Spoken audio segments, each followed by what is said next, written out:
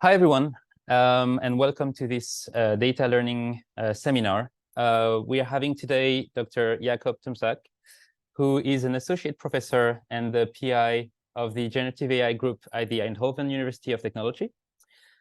Before that, he was an assistant professor at Vrije University in Amsterdam and a deep learning researcher in Qualcomm AI Research.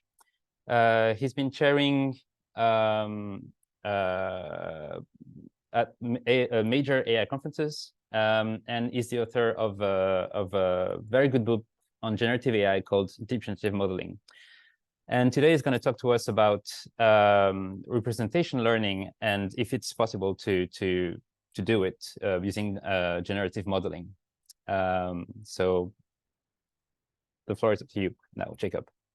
Yes, thank you very much. Yes, so indeed, first of all, thank you for the invitation. It's a great pleasure to be here with you guys. And so today I would like to talk about something that bothers me for some time, bothers me research-wise, of course. Yeah, unfortunately, I'm in a common room and there is, I hope it's not too much noise in the background. So why this representation learning in generative AI? So I hope that after this talk you will see why is the reason for looking to that, but I think that this is a very interesting topic, and I will be able to shed some light on that. So before we talk about, of course, representation learning, so it's, I think, good to first think about why this is even interesting to look into generative AI. And I picked a few examples that I find personally very interesting. So one is MedPalm 2, that's a large language model that scored 85% of the US medical licensing style questions. So it shows that we are getting to a very, very interesting level of AI. Another, in my opinion, extremely fascinating research direction is about no-code programming, so like Copilot, all kind of these models, so different applications of large language models, generative AI. Another point that, you know, it's a must nowadays to mention is stable diffusion, all derivatives, let's say, of stable diffusion that we can use for so many different applications, including also marketing, like having like this the web page stability AI. You can look, for instance, for variation generation, so you can provide one input and you can generate multiple variations of an image. Midjourney is another example of incredible generation samples from stable diffusion models. On a different note, so we can also apply generative models to, for instance, drug design, molecule generation. Here's an example of a model that uses diffusion for generating molecules. So we start from a cloud of like completely ridiculous, let's say, atoms that over time, in this following the so-called backward diffusion, we can create a valid molecule. So we'll mention, I'm mentioning this because at the end I will show you some results that I did with my colleagues. And so these are these examples, probably you've heard about them. It's always, I think, good to have such examples in one place. And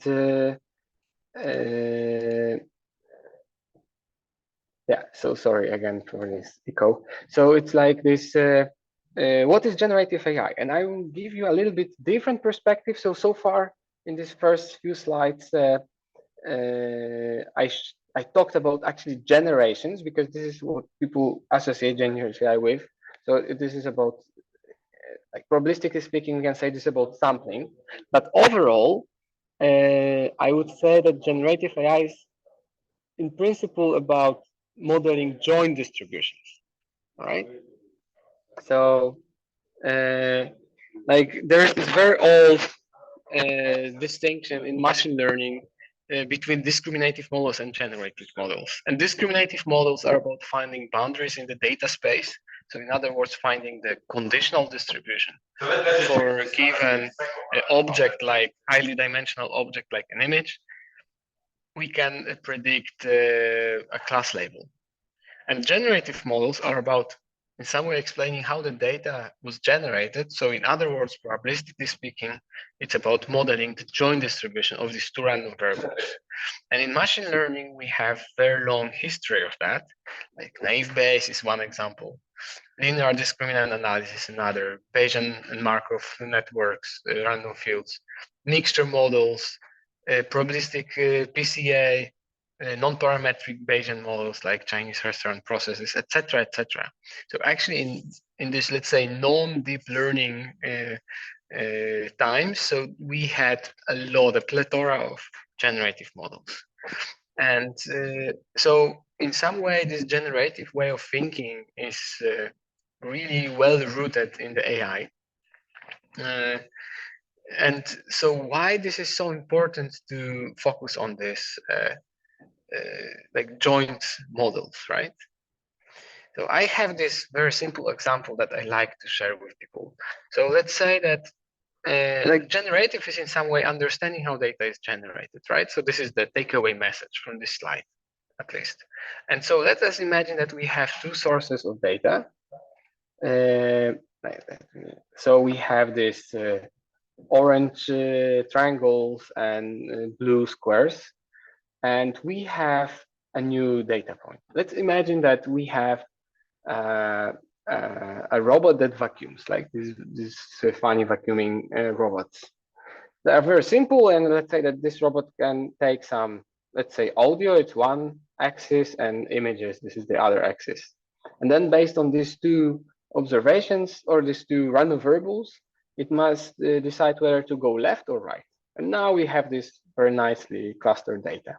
This robot is trained on data from, let's say, my flat. And now my robot goes out, right? It is in a small garden, let's say. So now the question is, what should we do? And if we equip this robot with some decision-making system, so in other words, this conditional distribution, so then it can say, hey, I'm going right, let's say, this blue direction. So because it is further away from the decision boundary, this is a very certain decision, even though we know that this is maybe not the best situation, right? And why is that in general, if we fit the joint distribution to this data, so we see that actually this point is in this region of very low probability, all right?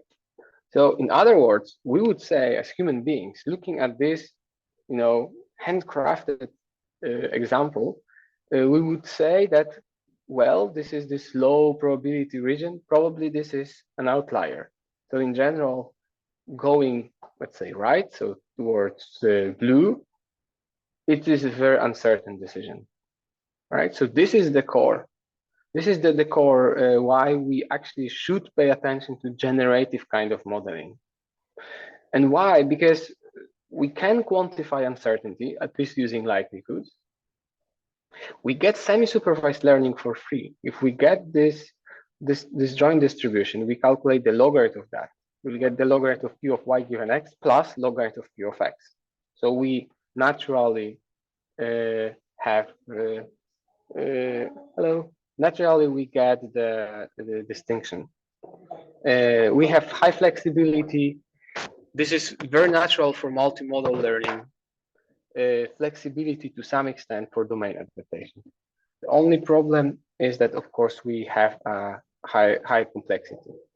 However, we can deal with that, and we'll discuss on that as well. So the bottom line is that we have this joint distribution, and it's of course extremely simplistic slide, right? But if we decide to factorize this joint distribution this way, that we have the probability of y given x times q of x. So in other words, we have this predictor, which is relatively easy nowadays how to learn it. We have deep learning, so it's fine, it's quite easy. And this is the other model, the deep probabilistic model over the whole, world, environment, etc. So this is very challenging. This is very complicated, right? And so that's why most people focus really on that. And also there are a lot of conditional models. So this P of X is not necessarily unconditional, it could be conditioned. For instance, text to image or image to text, etc., etc. Right? But in general, why we don't call it generative modeling, right? So because generative modeling is more about actually this probabilistic modeling, this very particular probabilistic modeling. Like we are interested in principles in generative modeling. We are interested in principles, how to build models that can be generative in nature, so that they model disjoint distribution. So we have energy-based models, autoregressive models, flow-based models, like diffusion models, GANs and VAEs, latent variable models, and also probabilistic circuits as this hierarchical mixture models. All right. Then another extremely important component of generative AI is how we parameterize these probabilistic models. And here we can use so many different neural networks like CNNs, transformers, etc., etc. Right. And then the last component, which is, in my opinion, as important as the two others, are applications like NLP, data synthesis in general, physics, chemistry, robotics, and so on, so on. Because every single problem brings something to the table, brings some specific, character of data. It brings also very specific requirements, constraints, in such a way that we need to rethink what kind of parameterizations to use and what kind of probabilistic models to use, which are best suited for a given problem. And so, as you can see, this is like a little bit more complicated than just picking, in general speaking, mixture model. And to put it in a little bit of some maybe funny perspective, is we can think of generative AI in terms of this spherical cast. So let's say that we have this high dimensional data. And so latent variable models, they try to map in some way these high dimensional problems. They try to project them on a lower dimensional space. We have flow-based models that try to simplify the problem by keeping the dimensionality, but changing the distribution over that to something simple. We have diffusion models and energy-based models. Put them together into this physics-based or physics motivated models, but actually diffusion models are in some way latent variable models that keep the dimensionality the same. You have probabilistic circuits that they try to model hierarchical mixture models. They try to divide these objects into pieces that it's easier to model. And we have autoregressive models that try to part by part, so generating eye and then maybe horns. But there, of course, so far for this almost 15 minutes, I didn't say anything about representations, right? Because in general, there are a few misconceptions and a few open questions. So first of all, very often people associate latent variables with representations, which I think is not a good way of seeing latent variables. Then, of course, if the answer to question one is no, so where are actually representations in generative AI? Does it make sense or not? And how to learn these representations? And we will see that this is not as easy, but also not as difficult. So first of all, we need to now make this step back. So now let's talk a little bit about representation learning. So here I really would like to use the paper that, in terms of modern AIs, like published ages ago, 10 years ago, by Joshua Bencho, Aaron Curville, Pascal Vincent. So what they said that a good representation is one that is useful as input to a supervised predictor. So what does it mean? It means that we have our high dimensional input, we calculate some sort of representation, and then we pass this representation to a predictor. So first of all, what they taught this 10 years ago was about typically about some sort of low error, right? For instance, accuracy. It's a little bit less obvious what it means in terms of unsupervised learning. Compression maybe, but they were not very specific. It's still a little bit fuzzy. In terms of supervised learning, it was very, very obvious. And in the context of probabilistic modeling, so they said that a good representation is often that one that captures the posterior distribution of the underlying explanatory factors for the observed input. Put it in a very simple terms, it's like calculating the z based on our high dimensional inputs, but in a probabilistic manner. So in other words, they would say, hey, for some hidden factors, we want to have high probability if some factor is present in data. This Z could be structured, it could be hierarchical, it could be highly dimensional. But this is actually, it should be also non-trivial, right? Because this is, for instance, having a distribution that is just standard Gaussian would do exactly the opposite what we would expect from good representations, right? We want this distribution to be actually picked at some values that are appropriate for a given X. They shouldn't be something like generic, like a standard Gaussian that basically destroys all information. And what these gentlemen did also, they divided this problem into two potential directions. One that they called implicit. So we have model inductive biases. So for instance, we can say that a good representation is a representation that, for instance, introduces some sort of smoothness. So if we have two objects that are similar, so representations are similar, or there are multiple explanatory factors, which is a bit fuzzy.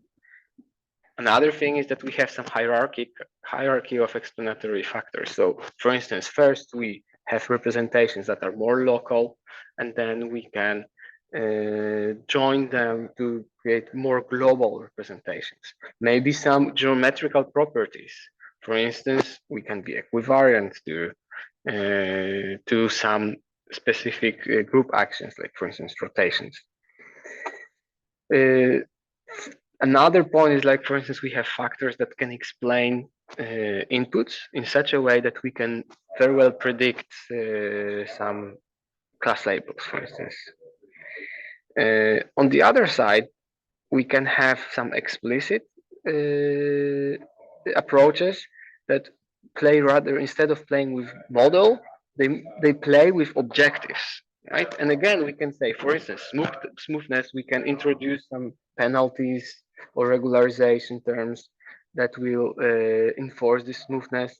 We can enforce sparsity. So now, in terms of, for instance, Bayesian modeling, so in some ways we can think of some priors that will enforce something. For instance, that weights are sparse. Again, about geometrical properties, we can also enforce this not through, for instance, neural network, like we said, equivariant neural networks, but for instance, through some penalties. For instance, by data augmentation, right? So as you can see, there are these two approaches. And if we look at this explicit approaches, so they focus on objectives. So in terms of generative modeling, so the objective is quite natural. It's the log likelihood function, right? So assuming IID data, having this model that is a joint model, so we have this very natural, the log likelihood function that is a sum of two components. Let's say the discriminative part and the purely marginal, so-called generative, as people would say, right? So this is quite natural. But in fact, we know already that the log likelihood function is quite, it's not necessarily the best choice for representation learning. Why? If we calculate a little bit, if we follow this, simple actually derivation, right? So typically optimizing the log likelihood function, so it is in fact equivalent to optimizing the Kullback-Leibler divergence between the model and the empirical distribution. To see that, we can start with the Kullback-Leibler, our empirical distribution, our model, and after deriving, we end up with the log likelihood function, right? And actually, if we think about the Kullback-Leibler divergence, this is taken from Ferenc Huzar's beautiful blog post about it, is that Kullback-Leibler divergence has no incentive to learn useful representations. What does it mean? That if we take some latent variable models and we will calculate the real posterior distribution over latent variables given x. So the Kullback-Leibler, depending on a class of latent variables, they can assign the same value of Kullback-Leibler to very useful latent representations or completely useless latent representations. And it is especially well observed in if we change the class of flexible this conditional models. For instance, if we take a fully autoregressive model here, this model can, and z is some continuous random variable. So this model can actually learn to completely disregard latent variables. Okay, it can learn to treat these latent variables as simply as noise, and then it will learn completely useless this, right? Or it could be some funny class of models that will have two values that are that achieve the same Kullback-Leibler value, but then it could be that one has way less useful latent representations than the other, and then it is impossible to pick which of these two models is actually better. We can't use that based on the value of the Kullback-Leibler divergence, right? That's the point. Like the Kullback-Leibler divergence can assign exactly the same values to two models that for one, we having some extra knowledge, we can say, hey, this is better representation than the other. So that is quite sad, we can say. So the question is, should we pick a different objective? Should we modify it in some way? We will see that maybe later, but first we can say, all right, if we can modify the objective, can we do something else? So how to get representations from models? By looking maybe at this implicit approach, right? Maybe we should look into models themselves. And why we should look maybe into models, into maybe something else. So if we look at models, for instance, latent variable models like VAEs, I would claim that saying that latent variables correspond to representations is completely useless unless we mess up or we change the objective. Why this is the case? So first of all, VAEs are infinite mixture models. Like I talk about VAEs, but actually I can replace it with latent variable models, right? VAEs just to keep something specific in mind. So if we take latent variable models, they're actually infinite mixture models if we take these as continuous random variables. And so every single latent variable is a component assignment. So to see on a very simple example, we have some real data, we fit these infinite mixture models, and we just get very high, very well fitted model to this data, right? But it has nothing to do with representation. It is just simply to fit the model. If we now look at diffusion models, this case becomes even clearer, in my opinion, because each latent variable is a noisy image.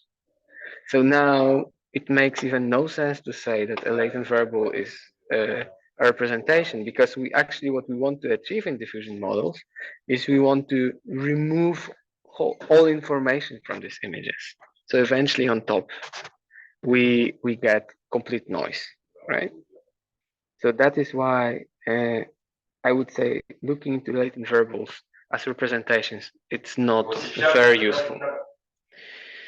So now what we can, so what we are left with is actually either the objective that, well, I said, and let's assume that the log likelihood function is this natural objective. So maybe let's don't touch it for a second. But maybe we can look into parameterization, so neural networks. And let us look at generative models in a bit different way. So for discriminative models, we can say representations are useful because the error is low. So what if we say that actually generative models are these multivariate predictors?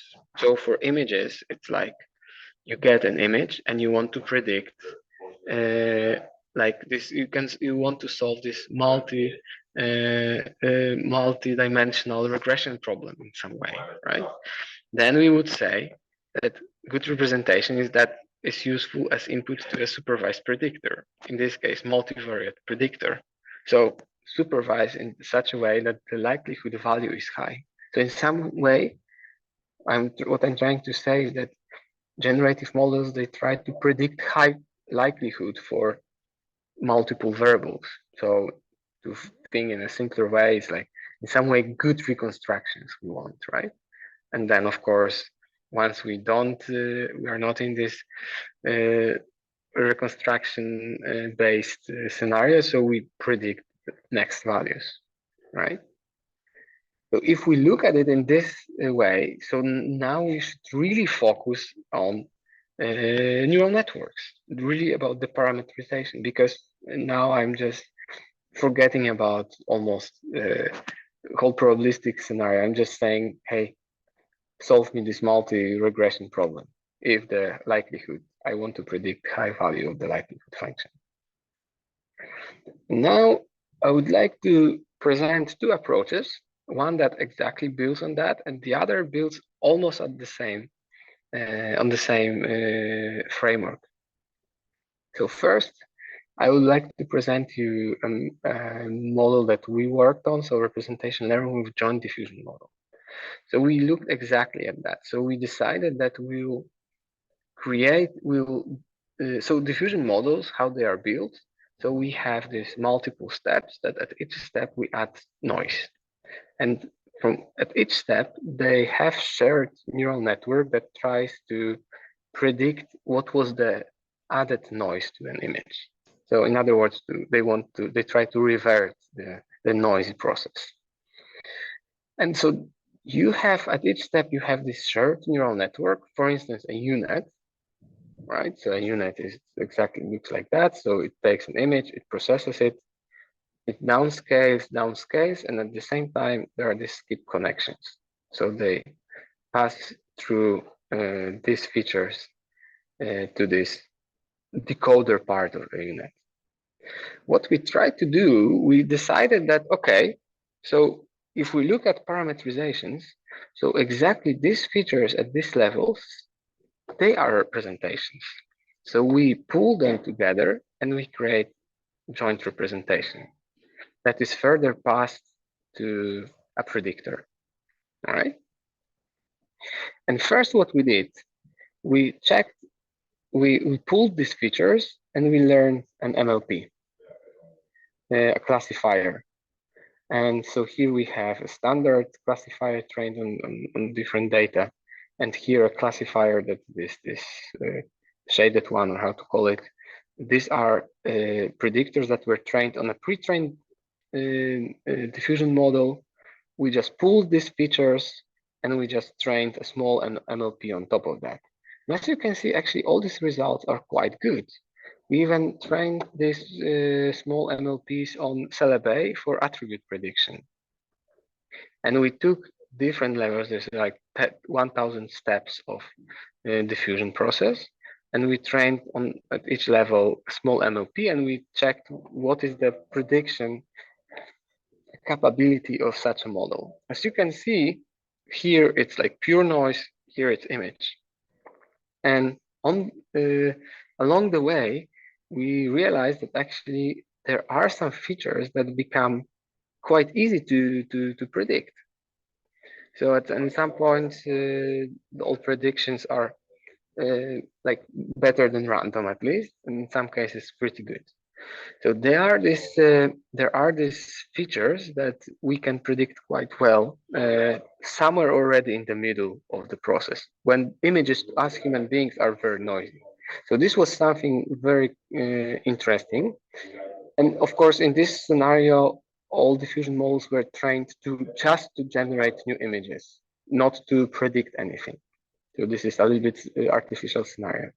But what we then proposed, we just proposed that, hey, let's keep this diffusion process, diffusion model, and then at the end, use only part of the shared neural network, right?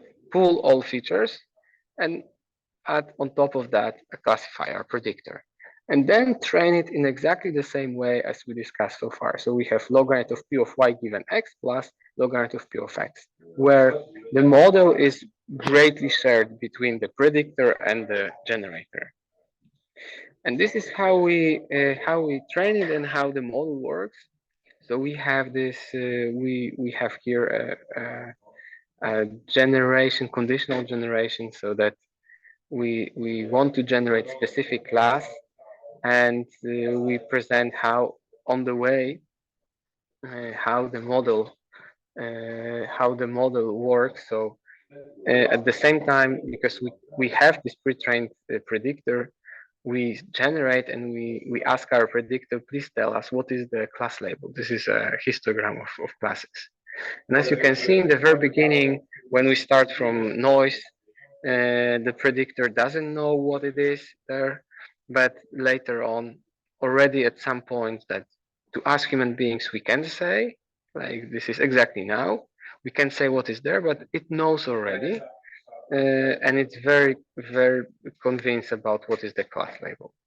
So this is very interesting. And then we did another experiment where we took cells with malaria parasite, and the malaria parasite is indicated by this purple dot somewhere. And we did the following experiment. The top row is like with parasite, bottom is healthy, and then we added noise and we set the label to the opposite class, and then we said, all right, now generate these images. All right. So this is something that's called visual counterfactual explanations. And as you can see, the top images and the bottom images, we can swap the image, swap the label. Predictor starts predicting the other label. And as you can see, this model knows to some degree what it means to swap the label, because it retains the shape, it retains the color, but for instance, the parasite is gone, right? Or on the other hand, the healthy cell is turned into an unhealthy one by adding the purple dot. So to sum up, we can learn a joint model by maximizing the log likelihood function. We didn't change anything here. We used the log likelihood function. The objective that is actually not very good for representation learning, but we learned representations by using the parameterization here. So we can take advantage of these representations. We showed in our paper that we got not only very good accuracy, classification accuracy, but also we're able to generate even better. All right. Now onto a different scenario. So we have this different model, joint transformer. So we want to generate molecules with some specific properties. And one potential solution is we just focus again on the joint model, right? Again, factorized by using the logarithm. Factorized by a joint joint transformer, but we can see at it as two separate tasks combined with a sum. So how we can do that, right, in general? So we need to ensure that the model can generate molecules and predict properties at the same time. And we would like to have one single model that has it all. So in other words, the representation learned inside are useful, right, for both tasks. And here, I think you can see even very clearly why the idea of thinking of generative models as these multi-dimensional regression problems is very apparent. So here is how a typical transformer looks like. You have self-attention, some layer norm, MLPs, layer norm again, and you repeat these transformer blocks multiple times. The first, you have tokens. In the case of drugs, so these are represented by something that is called smiles that change molecules into short strings. The first token is this so-called dummy, like CLS token or something like that. And then the corresponding output will be some representation. We can feed it to a predictor, and we can predict, for instance, some property, right? And all other tokens. So we have like a reconstruction in some way, right? What is really cool about it, and what we did in our work, is that we shared the whole model between the predictor and the generative model. And the only thing, so all weights are shared. The only thing that it changes is that for the discriminative model, we don't use causal attention. So we have attention, self-attention calculates connections among all tokens. And for the generative model, where we just don't use this output, we use only this output, so-called causal, right? So we self-attention can only look into the past, not into the future. So all these red ones are prohibited. But as it turned out, we need to change the training procedure and the objective as well. So this is a little bit different scenario than the one from before, where I said that we don't need to change almost anything. And a quick recap how transformers work. So we have standard training procedures that we have pre-training stage where we have a lot of data. We use, in fact, something that's called pseudo likelihood. So if we go here, so we mask some, for instance, tokens here, and we, in this auto-encoding scheme in some way, we just predict the probabilities for tokens, token values as output. So this is like this auto-encoding.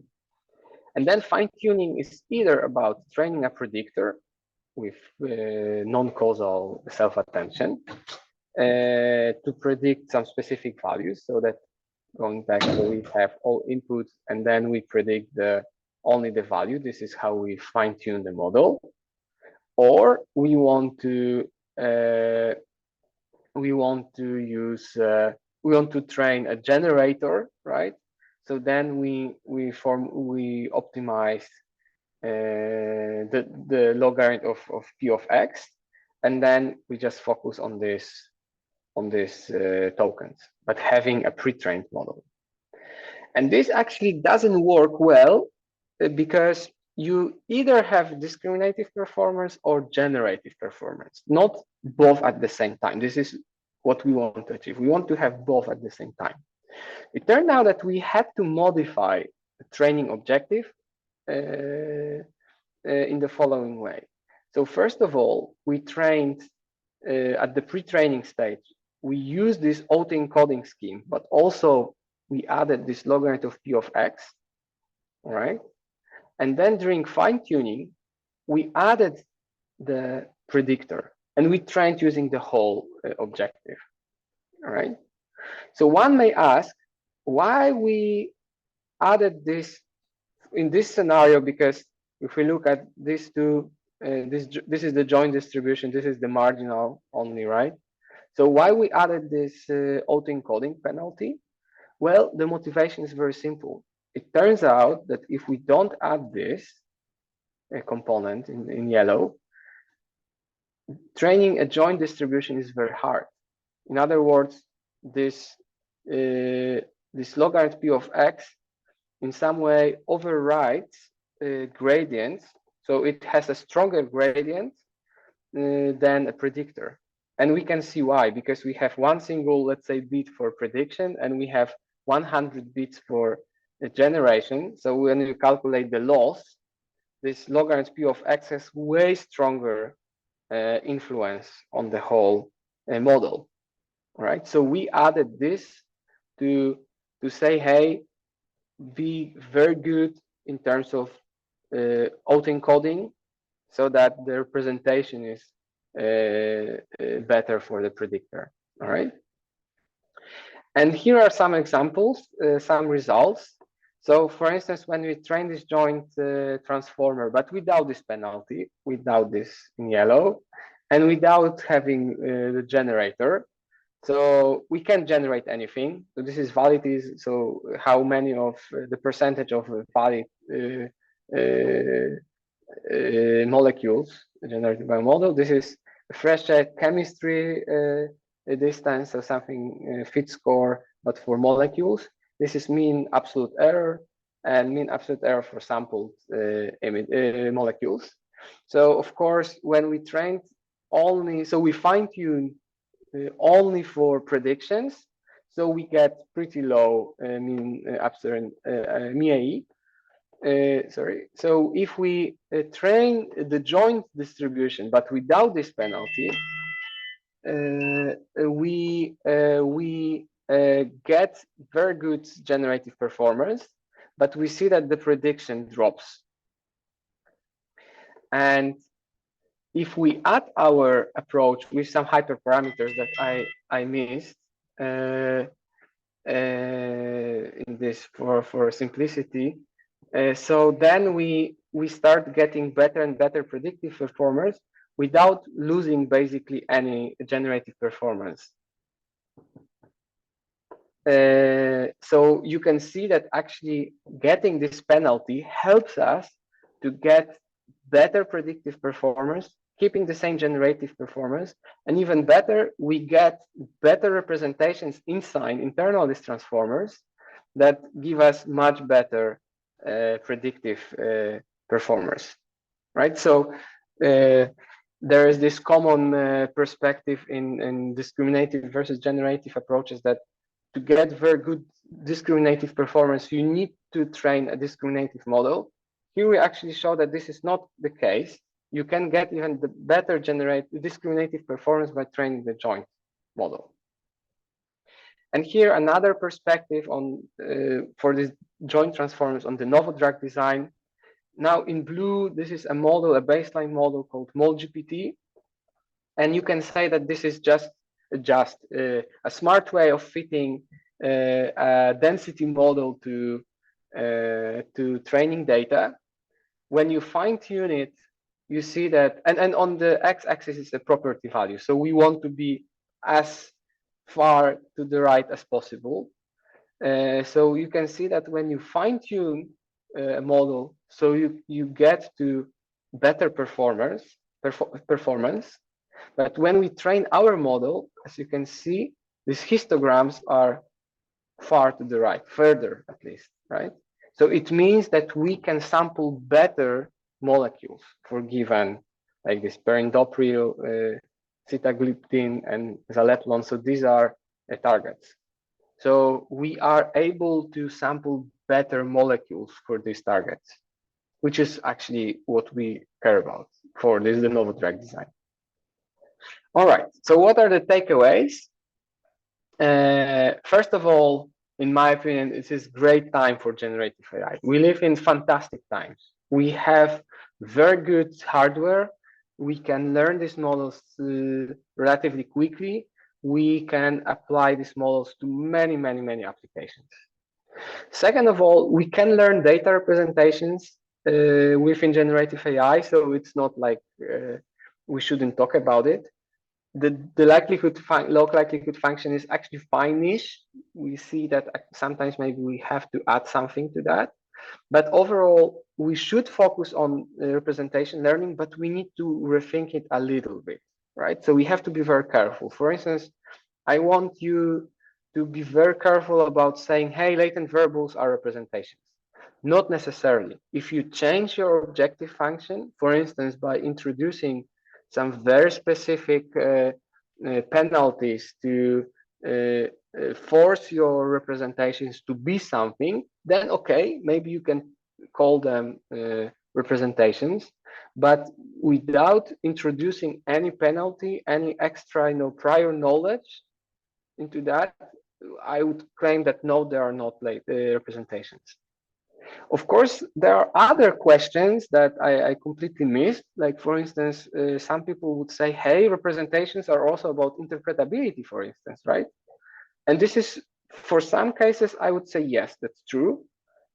For some, well, should we really do that? Maybe this is not necessary. Another question skipped this 10 years ago, maybe, is about reliability in large language models. For instance, we know that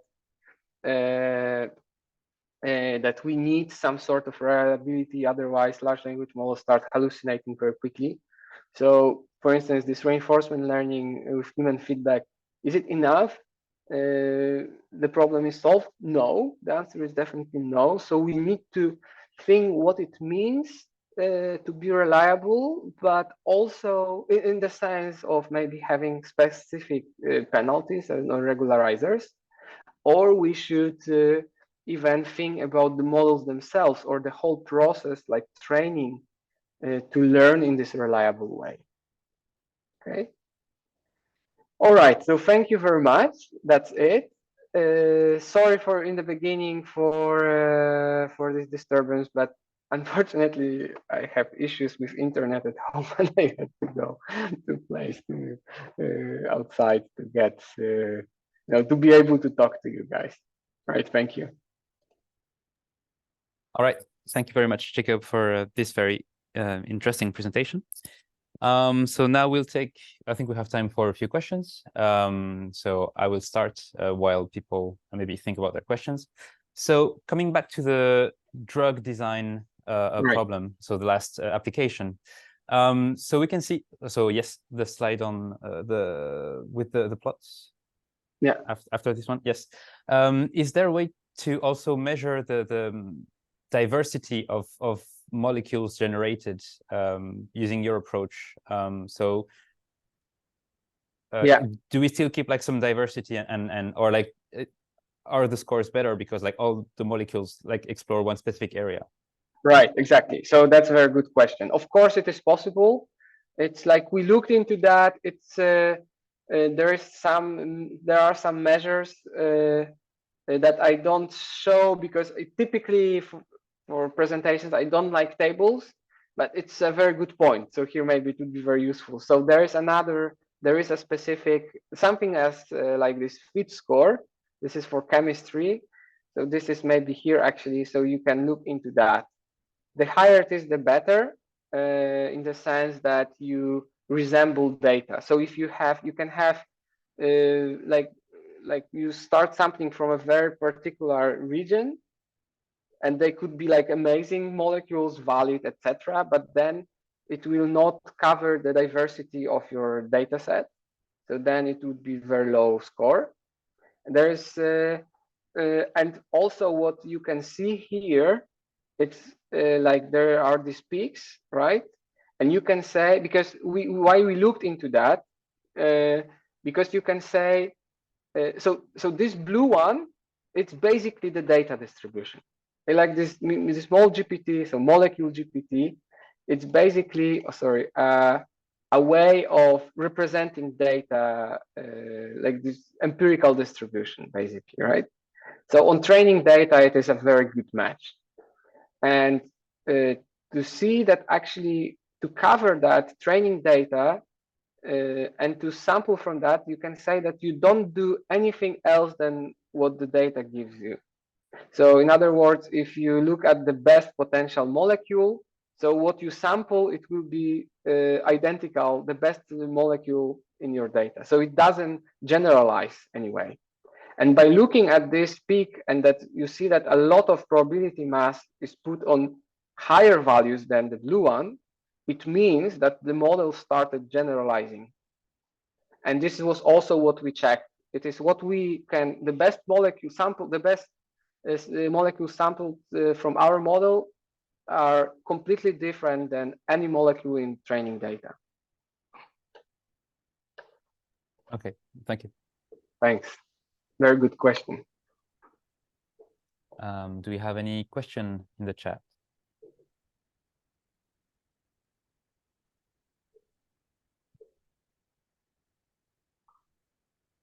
All right. So either the talk was completely unclear or very clear.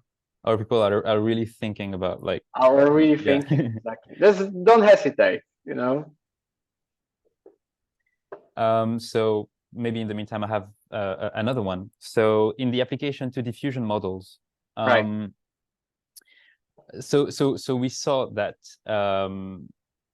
key features are recognized in different stages. Yes. Different. Yeah. Is there something that we can learn from that, like in the order in which features are learned, or is this random? Right. So this is actually another very good question. So to us, I would say that it seemed that it is a little bit random. So I can't say, so there are some features that are easier than others, like for instance, black or blonde hair, because this is Celebase 64 by 64, so relatively small images. So hair is definitely the something that some people miss, obviously, but in general, this is a very important feature, and this is images of celebrities. So of course they have typically a lot of hair, and so that's why this was way easier, in our opinion. It was way easier to detect, and this was probably something like very crucial for diffusion models to start with hair and then filling in details. While, for instance, like pointy noise or maybe even eyeglasses, as you can see, so they kick in later, right? Or this mouth slightly open, it also kicks in later. So it seems that indeed these diffusion models, which is maybe not surprising, right? Because we start from pure noise and it starts creating from this noise some shape. So it first focuses on some general features, and then it's introducing details, right? But if there is something that I would say it is very structured, it's hard to say. I think it's very, very interesting to further investigate. All right, thank you. Thank you. Yes, so we're gonna wait maybe 10 seconds, and then if there is no question, then we're gonna close the meeting. And don't hesitate to follow the Data Learning YouTube channel, and also to read the book on generative AI from Jakub. It's very good book. Thank you. Okay, everyone. Thank you very much for attending this meeting. I'm going to stop the recording now.